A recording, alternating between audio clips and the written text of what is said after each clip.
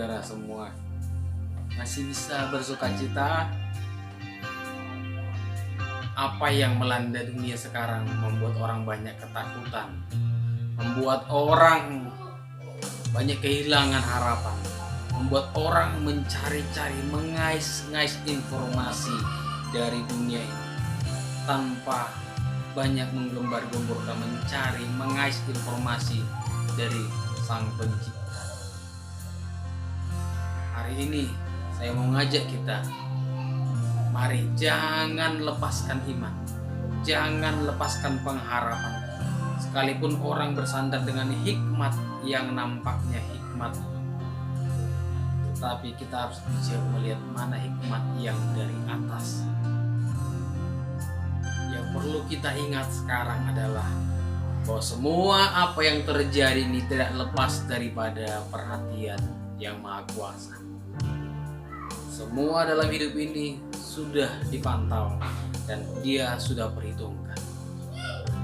Karena Dia sudah perhitungkan, masihkah kita mau bersandar kepada Dia? Masihkah mau mencari pertolongannya? Dengan situasi yang kita hadapi sekarang, banyak orang ketakutan, mencoba menyelamatkan diri, memburu yang namanya masker, mencari alat sanitasi, antiseptik untuk cuci tangan, bahkan memburu supermarket, tempat-tempat perbelanjaan. Tapi mungkin banyak juga yang tidak menemukan, akhirnya hilang untuk sarapan. Tapi ada juga orang-orang yang berpikir curang, menumpuk stok lalu dijual dengan harga mahal. Dalam situasi sekarang masih berpikiran sempit, masih berpikiran untuk mementingkan diri sendiri. Untung apa yang ku cari dari semua ini? Tidak berpikir bagaimana kita harus menunjukkan kasih, berbagi kepada orang lain. Saudaraku, kita lihat bagaimana seorang yang dikatakan saleh, namanya Ayub. Setiap kali anaknya berpesta, dia mempersembahkan korban, berpikir jangan-jangan anakku berdosa, melukai hati Tuhan, mendukakan Tuhan. Yang pagi dia lakukan. Tapi di saat Allah memuji Ayub di hadapan iblis, Allah berkata, "Kau lihat hambaku Ayub, tidak ada orang saleh seperti dia."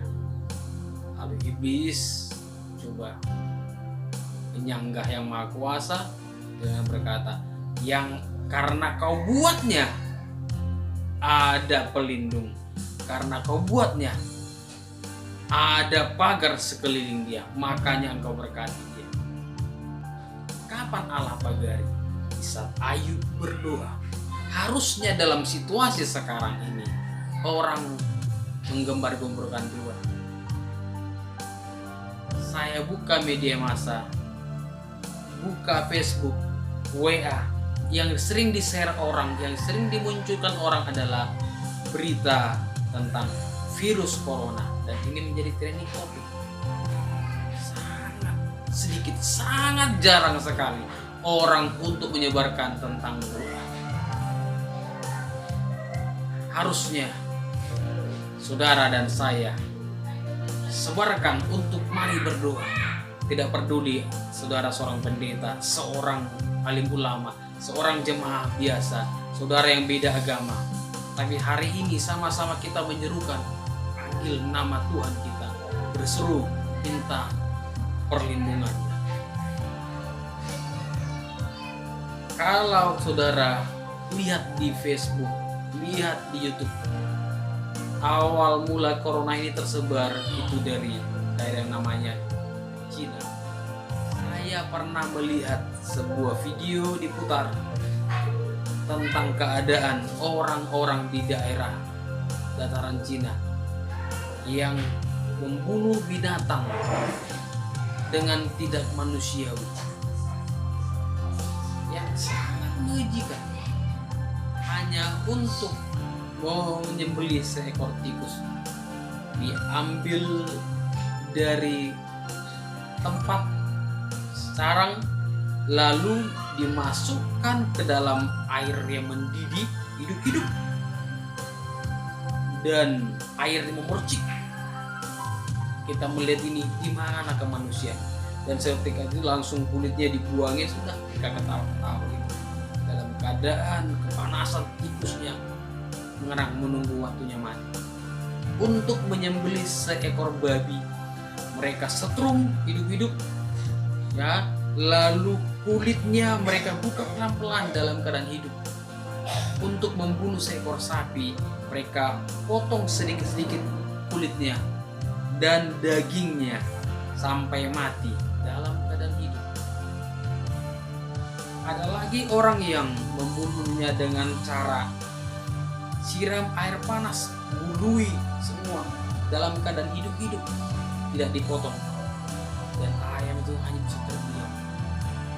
Ada seorang yang pamer di hadapan kamera, dia pegang burung merpati, lalu di-challenge tantangan oleh sang temannya, sanggup melakukannya, sanggup. Lalu dia pegang burung merpatinya, dia gigit kepalanya, dia punya kepalanya itu sampai putus, sampai hancur dalam mulutnya. Karena tahu semua binatang ini juga bisa berteriak kepada yang kuasa, kok sebengis ini manusia, dan Allah perhitungkan tindakan manusia. Semua terjadi, virus corona ini terjadi karena human error. Ada error dalam sistem kehidupan manusia yang harusnya menunjukkan sikap kasih, harusnya menunjukkan peduli terhadap lingkungan, tapi menunjukkan kegelisahan. Sebelum ada corona, orang biasanya makan begitu saja tanpa cuci tangan, tidak apa-apa, tidak menjaga kebersihan, lap baju sudah makan. Dengan adanya corona, kita bersyukur sekolah-sekolah mulai membersihkan lingkungannya, mulai menyediakan sanitasi kebersihan, keran air, tempat cuci tangan.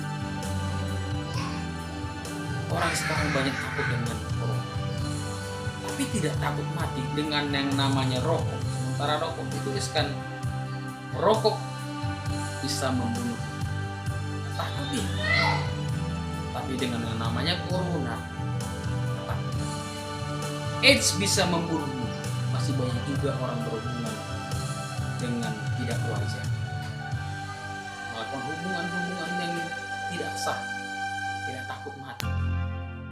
Corona ini sebagai cara Allah untuk menyadarkan bahwa manusia itu harus berbalik kepada yang berkuasa. Daud hanya karena dia coba hitung jumlah penduduknya, dia hitung jumlah pasukannya, tiba-tiba dia tersadar, aku bersalah di hadapan Tuhan. Hanya hitung saja, tapi Tuhan mau ajar Daud dengan menghitung, seolah dia berpikir dengan kekuatanku, dengan kehebatan bangsa, tidak mengandalkan Tuhan. Ini pikiran sudah mulai sesat, error, tidak percaya kepada Tuhan, tidak mengerti kuasa Allah. Lalu Daud didatangi oleh seorang nabi, berkata, engkau sudah berdosa di hadapan Tuhan, pilih mana? Engkau dikejar-kejar musuhmu, atau kelaparan melanda bangsamu selama 3 tahun, atau penyakit sampar datang 3 hari. Daud tidak tahu berbuat apa-apa. Keputusannya dia tahu bukan yang terbaik. Dia hanya belajar berserah. Hidupku di tangan Tuhan, lebih baik aku jatuh di tangan Tuhan. Dan Tuhan putuskan hukuman sampar 3 hari. Dan ini membunuh begitu banyak orang. Dalam kitab Samuel dijelaskan, saat Daud persembahkan korban kepada Tuhan, begitu korban ini naik kepada Allah, maka seluruh wabah itu berhenti.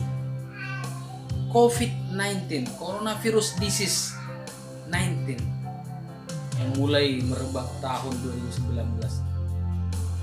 Dan pada waktu Daud persembahkan korban, Allah melakukan disease kesembuhan, pemulihan terhadap bangsa Indonesia. Itulah berhenti begitu Daud persembahkan korban. Hari ini yang perlu kita lakukan tidak sibuk sana sini, tapi kita waktunya berbalik. Korban kita persembahkan kepada Tuhan. Ini bukan hanya kerja pendeta, bukan hanya kerjaan seorang Kristen. Saudara yang punya Facebook, punya WA hari ini, buat status, mari ajak orang berdoa. Beritahu kepada orang-orang, mari kita berbalik kepada Allah. Dalam kitab 2 Tawarik pasal 7 dijelaskan, bila mana aku memukul bumi, firman Allah, dan ini datang kepadamu, pedang mengejarmu, penyakit sampar terhadap engkau.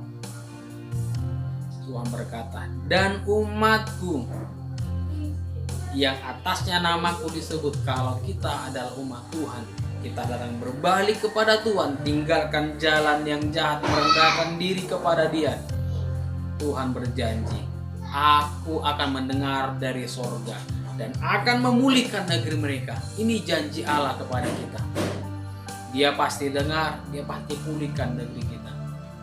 Corona ini akan berhenti, takluk kepada kuasa Tuhan.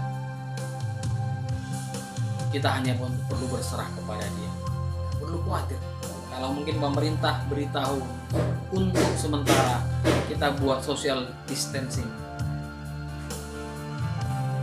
mari lihat maksud Tuhan di balik sini.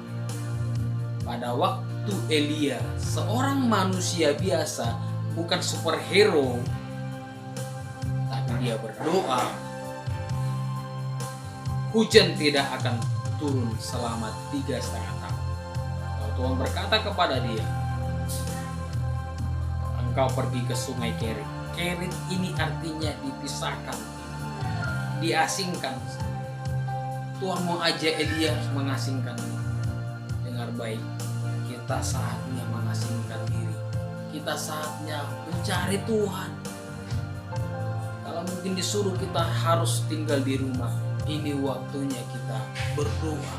Bukan sibuk dengan urusan masing-masing, tapi mari sibukkan diri dengan Tuhan. Berdoa, meratakan bangsa ini, meratakan keadaan dunia ini, akan keadaan yang kita alami. Ini tanggung jawab kita bersama. Lalu kita mungkin berpikir, selama social distancing terjadi, mau bagaimana? Mau makan apa? Pikiran sudah mulai kalut. Orang-orang mulai melakukan yang namanya penimbunan. Kita harus tanya Tuhan. Kita melihat pada waktu Tuhan suruh Elia ke sungai Kerit, Tuhan berkata, aku perintahkan, aku berikan komando kepada yang namanya burung gagak. Seekor burung gagak bisa taat Tuhan suruh, Tuhan perintahkan. Untuk apa? Memberi makan Elia. Burung gagak itu adalah burung pemakan bangkai, burung yang kotor. Burung gagak tidak punya sanitasi, tidak punya antiseptik. Kalau dia makan bangkai di sini, dia harus pergi lagi besok makan bangkai ke sana. 3 hari, 4 hari, setahun dia pindah-pindah makan bangkai. Mulutnya ini penuh dengan racun, virus dalam mulutnya. Tapi Elia tidak pikirkan semua itu. Mulutnya penuh racun. Pada waktu burung gagak itu mungkin cabik-cabik daging-daging yang menjadi bangkai. Darah itu muncrat ke bulu-bulunya dan kotor. Pada waktu dia hinggap ke mayat-mayat yang akan dia santap, cakarnya itu juga kotor. Dia mungkin mencengkeram daging-daging santapannya. Dan semua ini ada virus kotor. Tetapi burung yang penuh virus ini Tuhan suruh bawa roti bagi kepada Elia. Mungkin burung ini gigit rotinya, pasti virus dari mulutnya itu melekat kepada roti. Dan roti yang kena virus ini dimakan sama Elia. Yang berikutnya dia mungkin bawa daging sore hari, dia cengkram pakai cakarnya, bawa daging, ini Elia makan daging. Elia tidak berpikir, itu burung pasti kena virus, itu burung pasti kotor, ini pasti membunuh aku. Mulai takut Elia. Kalau dia konsumsi ketakutan, dia pikir secara logikanya dia tidak akan mau makan itu.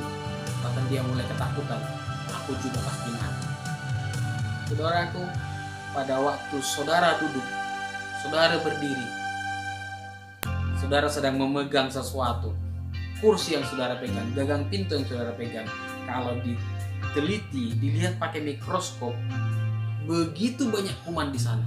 Kalau saudara angkat tangan saudara seperti ini, teliti lihat pakai mikroskop, begitu banyak kuman di sini. Tapi kenapa kita tidak bisa lihat dengan mata jasmani? Supaya kita tidak ketakutan, tidak kecewa. Tuhan mau arahkan pandangan kita kepada Tuhan. Lihat, fokus kepada Tuhan. Elia tidak melihat burung itu ada virus di kaki, di sayapnya, di bulunya. Elia percaya dengan iman. Dia makan tanpa memikirkan ketakutan. Dia makan dengan iman, nikmati, dan selama masa-masa kelaparan, kesusahan, Elia aman. Pemeliharaan Allah terjadi selama 3,5 tahun bagi Elia. Harusnya ini mencelikan kita. Virus corona bukan untuk ditakuti. Virus corona bukan untuk dianggap sebagai monster bagi kita. Tapi ini pelajaran untuk berseru, bersandar, bergantung sepenuhnya kepada Allah. Kalau masalah sakit, hidup kita harus kita percaya. Kita mati kalau harus mati, biarlah di tangan Tuhan. Dan kita harus hidup, kalau harus hidup, biarlah kita persembahkan kepada Tuhan. Kalau kita yang sakit, kita percaya kepada firman-Nya. By His wound we are healed. Oleh bilur-bilurnya kita sembuh. Gimana iman? Hari ini saudara yang mengerti firman Tuhan, jangan biarkan ketakutan-ketakutan ini menghimpit kita. Yakinlah, Allah tidak biarkan orang, Allah tidak biarkan orang-orang masuk kepada Dia. Dalam Mazmur 34 dijelaskan, malaikat Allah, malaikat Tuhan berkemah di sekeliling orang-orang percaya, orang-orang benar, orang-orang yang bersurga. Yang pastinya kalau malaikat Allah berkemah, ada perlindungan. Kedengaran sini sana kabar menggemparkan. Berlindunglah pada sabda Allah.